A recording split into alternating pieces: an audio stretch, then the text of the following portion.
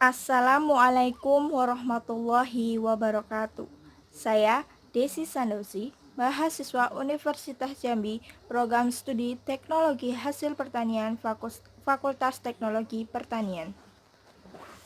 Di sini, dalam menyelesaikan tugas mata kuliah agama ini, saya menyampaikan dua materi, yaitu materi yang pertama, penggunaan iptek dalam memajukan peradaban dalam pandangan Islam. Yang kedua, konsep akhlak dan adab serta pengaruhnya terhadap peradaban manusia. Nah, mari kita bahas materi yang pertama, penggunaan iptek dalam memajukan peradaban dalam pandangan Islam. Manusia adalah makhluk yang memiliki akal, rasa, karsa, dan daya cipta untuk memahami eksistensinya. Dari mana sesungguhnya ia berasal, di mana ia berada, dan kemana ia akan pergi. Pertanyaan-pertanyaan itu selalu muncul, akan tetapi pertanyaan-pertanyaan tersebut tidak dapat dijawab dengan tuntas. Nah,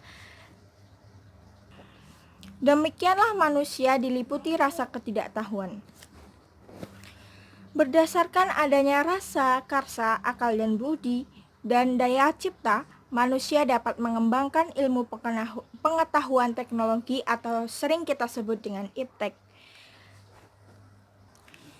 Namun, dengan berkembangnya ilmu teknologi ini secara luas menyebabkan manusia lupa akan dirinya.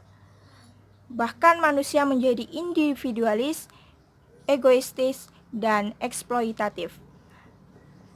Baik bagi dirinya sendiri, sesamanya, lingkungan, masyarakat, bahkan Tuhannya sendiri pun yang menciptakan ia lupa. Maka dari itulah dihadirkannya ilmu pengetahuan di tengah-tengah berkembangnya keanekaragaman iptek di kehidupan manusia untuk meluruskan jalan dan memfungsikan atau memanfaatkan ilmu teknologi ini dengan baik dalam kehidupan manusia di dunia ini. Kemajuan sains dan teknologi telah memberikan kemudahan-kemudahan dan kesejahteraan bagi kehidupan manusia, sekaligus menjadi sarana bagi kesempurnaan manusia sebagai hamba dan khalifahnya. Allah telah menganugerahkan nikmat kepada manusia yang bersifat saling melengkapi, yaitu anugerah agama dan kenikmatan sains teknologi. Agama dan ilmu pengetahuan teknologi merupakan dua sisi yang tidak dapat dipisahkan satu sama lain. Ilmu adalah sumber teknologi yang mampu memberikan kemungkinan munculnya berbagai penemuan, karya, dan ide-ide. Adapun teknologi adalah terapan atau aplikasi dari ilmu yang dapat ditunjukkan hasilnya secara nyata dan dapat mendorong manusia untuk berkembang lebih maju lagi. Namun, terlepas dari semua itu, perkembangan teknologi tidak boleh lepas dari nilai-nilai agama Islam. Sebagaimana andigum yang dibangun oleh fisikawan besar yaitu Albert Einstein yang menyatakan agama tanpa ilmu akan pincang, sedangkan ilmu tanpa agama akan buta. Sebagai umat Islam, kita harus menyadari bahwa dasar-dasar filosofi untuk pengembangan ilmu teknologi ini bisa dikaji dan digali dalam kitab Al-Quran. Sebab kitab suci ini juga banyak mengupas keterangan-keterangan mengenai ilmu teknologi. Sebagai contoh, pada firman Allah dalam surat Al-Anbiya ayat 80.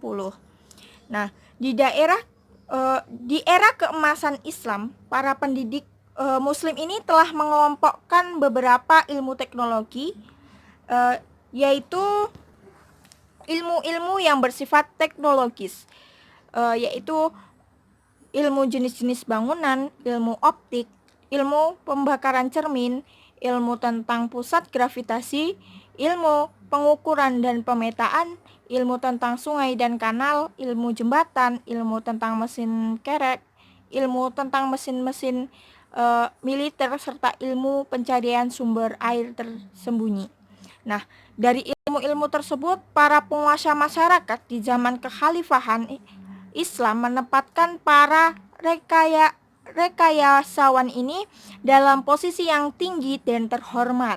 Mereka diberi gelar muhadis. Banyak di antara ilmuwan muslim ini pada masa itu juga merangkap sebagai rekayasawan. Selain itu, peradaban Islam juga telah mengenal ilmu navigasi, ilmu tentang jam, ilmu tentang timbangan dan pengukuran, serta ilmu tentang alat-alat genial. Menurut Al-Hasan, teknik mesin dan teknik sipil yang digolongkan sebagai ilmu matematika bukan satu-satunya subjek teknologis yang dikelompokkan sebagai sains. Para ilmuwan muslim memberi perhatian pada semua jenis pengetahuan praktis, mengklasifikasi ilmu-ilmu terapan dan subjek-subjek teknologi berdampingan dengan telaah-telaah teoritis. Dalam sebuah hadis Rasulullah SAW bersabda, "Kalian lebih tahu urusan dunia kalian." Nah, hadis ini menunjukkan kebolehan mengenai sains dan teknologi karena pada saat itu Rasulullah SAW ditanya oleh seseorang tentang pertanian. Tapi Rasulullah tidak memberi jawaban yang benar karena Rasulullah tidak ahli dalam pertanian. Maka dari itu, sains dan teknologi merupakan madaniyah, yaitu benda yang tidak ada sangkut pautnya dengan hadalarah. Sebagaimana Imam Taqiyuddin An-Nabhani dalam kitabnya Nizamul Islam menyebutkan bahwa sedangkan bentuk-bentuk madaniyah yang menjadi produk kemajuan sains dan perkembangan teknologi industri tergolong madaniyah yang bersifat umum, memiliki seluruh umat manusia dan milik seluruh umat manusia. Nah, dari hadis tersebut dan dari hadis tersebut dan juga dari Imam Taqiyuddin itu tersebut menyatakan bahwa dengan hal itu jelas sudah bahwa produk teknologi ini diperbolehkan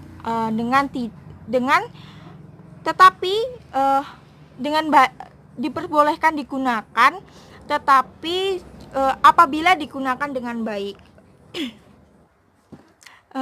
Akan tetapi ingat bahwasanya apabila dalam teknologi ini digunakan dalam pembuatan yang bersifat khas seperti patung, salib, bintang David dan lain-lain, itu merupakan karya atau hasil dari hadalarah selain Islam, maka menggunakannya adalah suatu kemaksiatan dan hukumnya haram. Nah, dari kesimpulan materi tersebut dapat kita simpulkan bahwa peradaban modern adalah hasil kemajuan ilmu pengetahuan dan teknologi yang gemilang yang telah dicapai oleh masyarakat atau manusia setelah diadakan penelitian yang tekun dan eksperimen yang mahal yang telah dilakukan selama berabad-abad. Nah, peradaban Islam ini sangat berbeda dengan Yunani, Romawi, dan Bizantium dalam memandang teknologi.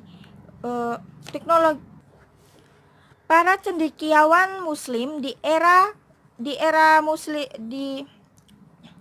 peradaban Islam ini menganggap bahwa teknologi ini sebagai sebuah cabang ilmu pengetahuan yang sah. Fakta ini terungkap berdasarkan pengamatan para sejarawan sains barat di era modern, yang mana terhadap sejarah sains di ada pertengahan ini, kemajuan teknologi modern yang begitu pesat telah memasyarakat. Nah, Jadi, kita sebagai umat muslim boleh menggunakan ilmu teknologi ini, namun dalam penggunaan ini dengan tidak meninggalkan ajaran-ajaran Islam, dan menggunakan ilmu teknologi ini tidak berlebihan sehingga melupakan semua ibadah-ibadah yang harusnya kita jalani. Nah, apabila juga menggunakan ilmu teknologi ini, gunakanlah dengan hal-hal positif. Contoh dalam penggunaan iptek yang baik dengan positif ini, dengan dapat menyampaikan beberapa dakwah atau apa lewat ilmu teknologi ini.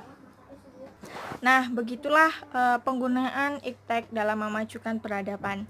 Nah, mari kita masuk materi yang kedua, yaitu konsep adab dan akhlak serta pengaruhnya dalam peradaban manusia, oleh Muhammad Abrisham Syahdani. Nah, untuk menjadi makhluk yang beradab, manusia senantiasa harus menjunjung tinggi aturan-aturan, norma-norma, adat istiadat, ugeran dan wejangan atau nilai-nilai kehidupan yang ada di masyarakat yang diwujudkan dengan menaati berbagai peran atau sosial atau aturan sosial. Sehingga dalam kehidupan di masyarakat ini akan terciptanya ketenangan, kenyamanan, kedamaian, dan inilah sesungguhnya makna yang harus dimiliki sebagai manusia yang beradab. Manusia dan peradaban adalah hal yang tidak bisa dipisahkan karena manusia itu memiliki cipta, rasa, dan karsa. Cipta, rasa, dan karsa itu akan menimbulkan perkembangan pengetahuan yang berasal dari suatu budaya. Nah, dari hal itulah kebudayaan akan mengalami kemajuan sehingga dikatakan sebagai peradaban. Kemudian akhlak. Akhlak berasal dari bahasa Arab yang jamaknya dari ohkun, yang berarti peringai, tingkah laku. Nah, di sini akhlak sangat penting dimiliki oleh manusia karena dengan akhlak seseorang manusia itu dapat kita lihat baik buruknya dilihat dari akhlak yang ia miliki. Implementasi akhlak dalam Islam tersimpul dari karakter pribadi Rasulullah SAW. Dalam pribadi Rasul bersemai nilai-nilai akhlak yang mulia lagi agung, baik Al-Quran maupun Sunnah telah menjelaskan bahwa dalam diri Rasulullah tersimpan dan terpancar suri tauladan yang baik. Surat Al-Ahzab ayat 31. Perjalanan dakwah Islam yang spektakuler dapat diraih pada Rasul ini dikarenakan adalah pancaran akhlak beliau yang berisi keteladanan. Sahabat terlebih musuh Islam pun mengagumi akhlak Rasulullah SAW. Pembinaan sekaligus penerapan akhlak sebagai basis pendidikan karakter dimulai dari sebuah gerakan individual, kemudian diproyeksi menyebar ke individu yang lain. Dengan demikian secara sendirinya mewarnai kehidupan masyarakat.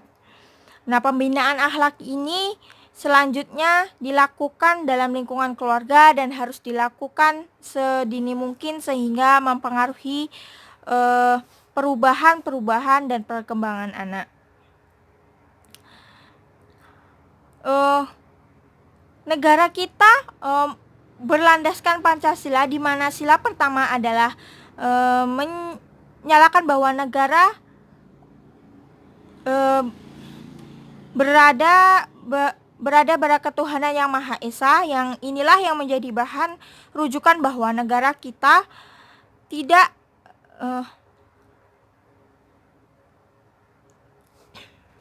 tidak ateis. Nah, namun berketuhanan dengan nilai-nilai ajaran agama yang melahirkan tata perilaku yang baik. Lagi setiap pemeluk agama di Indonesia. Presiden Soekarno berulang-ulang menegaskan agama adalah unsur mutlak dalam pembangunan nasional dan karakter masyarakat. Tanpa landasan yang jelas, karakter akan hilang, mengambang sehingga tidak berarti apa-apa. Oleh karena itu, tuntunan atau landasan dari pendidikan karakter ini tidak lain haruslah agama. Kehidupan rohani atau kejiwaan yang matang akan membuat manusia semakin manusiawi dan membuatnya semakin dapat melengkapi fitrahnya sebagai manusia, yaitu manusia yang senantiasa ada bersama orang lain. Jika pendidikan agama itu malah menjadi penghambat integrasi bagi pelaksana nilai-nilai moral, maka yang keliru bukanlah ajaran agamanya, melainkan cara menafsirkan ajaran agama itu dalam tatanan praktis. Oleh sebabnya, cara penafsiran atas ajaran agama inilah yang perlu diperbaiki. Keenam agama resmi yang diakui di negara ini tidak satu pun memiliki ajaran agama yang bertentangan dengan nilai-nilai moral. Untuk inilah tidak ada alasan bahwa agama menjadi sumber perpecahan dalam kehidupan bersama. Sebaliknya, praksis kehidupan bermoral warga negara semakin kokoh dengan adanya pendasaran dari keyakinan tersebut. Pendidikan karakter yang dalam Islam dikenal juga sebagai pendidikan akhlak mutlak diperlukan dan dibumikan dalam kehidupan masyarakat. Akhlak merupakan identitas penting manusia. Baik dan buruk akhlaknya menunjukkan bahwa ia manusia atau bukan. Sekali lagi kita diingatkan bahwa para nabi dan rasul diutus Tuhan untuk menyempurnakan akhlak manusia, supaya manusia itu dapat melaksanakan tugasnya. Tugas manusia ialah menjadi manusia seutuhnya. Sekelompok umat bahkan negara akan mengalami kehancuran atau oleh buruknya akhlak. Baik buruk suatu peradaban ditentukan oleh akhlak masyarakatnya. Semoga kelak pendidikan karakter yang jauh sudah dikenal digaungkan dalam ajaran Islam menuntun dan mengubah pola pikir kita bahwa akhlak menjadi garda terdepan untuk kemajuan suatu identitas, kaum serta bangsa. Semoga adanya manfaatnya. Begitulah materi yang dapat saya sampaikan. Kurang dan lebihnya saya mohon maaf karena di sini saya masih belajar. Saya akhiri, wassalamualaikum warahmatullahi wabarakatuh.